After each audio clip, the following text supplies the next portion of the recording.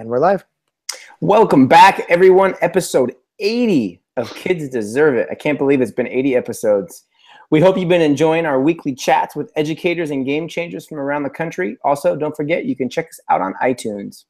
And while you're on iTunes, make sure you leave us a review as we select a winner each week to an autographed book set of Kids Deserve It. Also, don't forget to join our Kids Deserve It chat on Wednesdays at 8 p.m. Central Standard, 6 p.m. Pacific.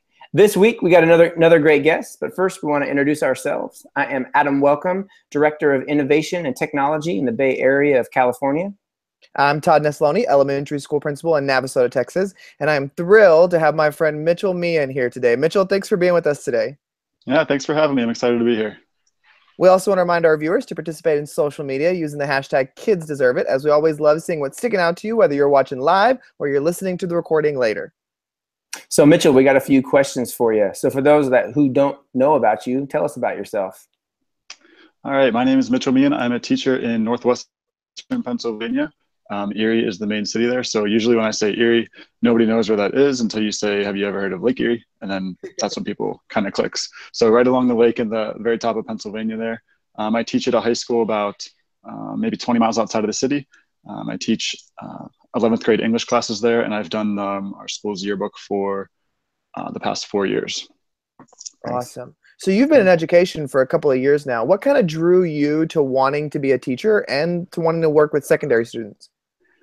The first time I remember wanting to pursue a career in education was when I was in middle school. I just had really awesome middle school teachers, kind of that team dynamic with the classes kind of when you first start transitioning out of just one classroom when you're moving between classes. In 6th and 7th grade, and then even in the 8th grade, I just had really awesome experiences all 3 of those years. And that's kind of when, teachers and guidance counselors start having to do those career surveys and everything. And I just really thought education seemed like a good place for me. So that's the first time I remember wanting to pursue it. And then just kind of ever since then, it's just been kind of something I've been passionate about. Nice. So the year ended a few weeks ago. What is something that you're really proud of that you accomplished? I would say the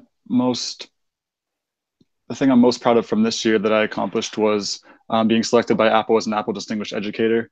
Nice. We're a one-to-one district, so we've had iPads for 2 full years now. We did kind of a pilot program the year before that.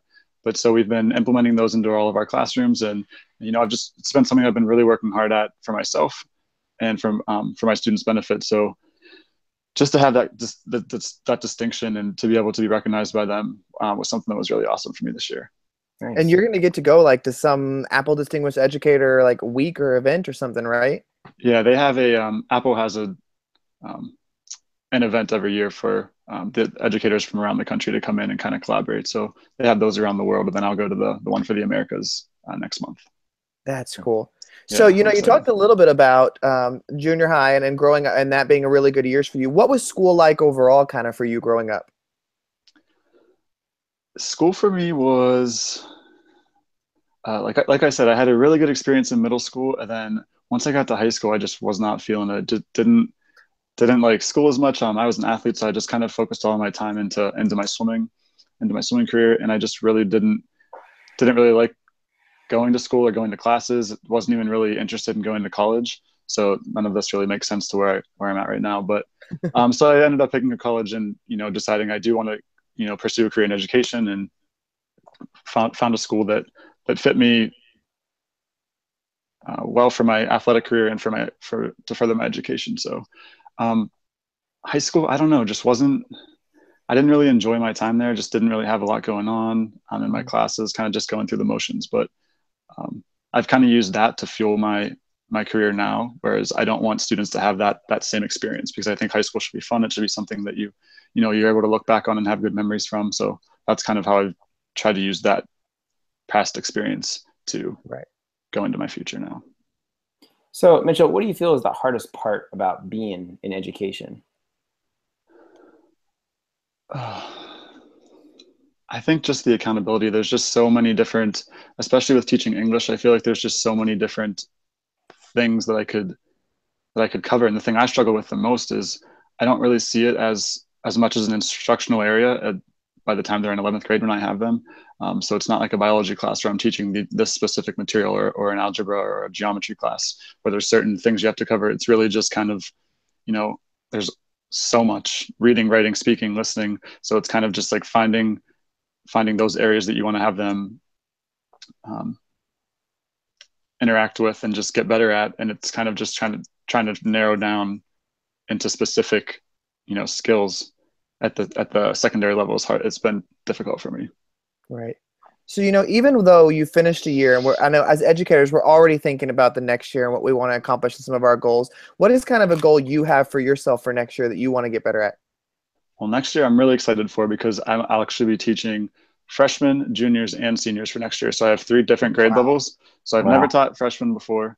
So I'm excited to see, kind of their first year of high school and help them get acclimated to the school and everything like that. And then I've never taught seniors before either. So it's their last hurrah, getting them ready for college. So we'll be able to do the, college admissions essays and scholarships and things like that. So I'm really excited to kind of broaden my scope of my practice and teach all these different grade levels and see how I can make it unique at all those different levels.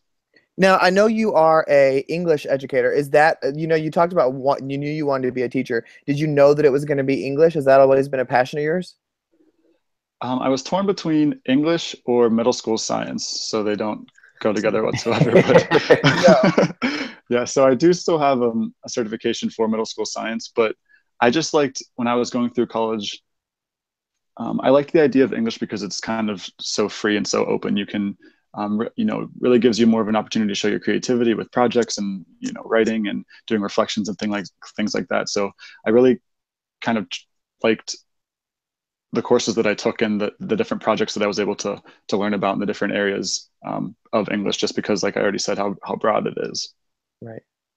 So, Mitchell, who is someone that inspires you to be better? Someone who inspires me to be better. Definitely my mom. That's just kind of an obvious answer. She's just always been really hardworking, and she's kind of taught me, to never be satisfied and to always, work for something for yourself and don't just like wait for somebody else to do it for you. But in my career right now, I'm just really inspired by the people I see online. There's so many awesome educators out there doing really cool things with, putting lots of time into their lessons and their classrooms for their students. And I just love going through Instagram and Twitter and just seeing all the cool things people are doing, maybe getting some ideas for myself, or even just, just seeing the experiences that they're creating for their students at all different levels is just really kind of keeps me going. So, we all have those days that are difficult, where it's rough to get out of bed or we just don't want to go into work. When you're kind of not feeling it on those days, what do you kind of do to kick your butt into gear and make it work anyway?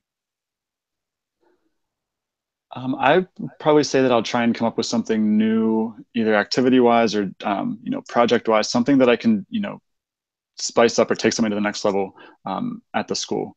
And if I can transfer that energy to my students, then we kind of reciprocate it back and forth, then that really kind of lifts me up. And, seeing something new that worked out well and how I can change that and take that into the future, the next semester, anything like that.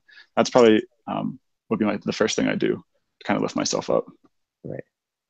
All right, Mitchell. Every week, we'd like our guests to leave a challenge for our viewers. What is your challenge for the week? All right. Well, my challenge would probably be just find something, like kind of how I just said, find something that you can change, hopefully at once a week. Find something that you can do new or in a different way or an exciting way, just to keep things interesting and to keep things, not stagnant. So you're just always kind of growing and doing something differently, hopefully in a better way. Awesome. That's it. Well, Mitchell, thank you so much for being a guest with us this week. I appreciate you coming on. It was great to kind of hear a little about you and learn about your background. So thanks for giving us some of your time. Yeah, I really appreciate it. Thanks for having me. And we want to thank our viewers for watching the show as well. Remember, you can tweet us using the hashtag KidsDeserveIt. As always, we encourage you to go on to iTunes and leave us a review for an autographed book set.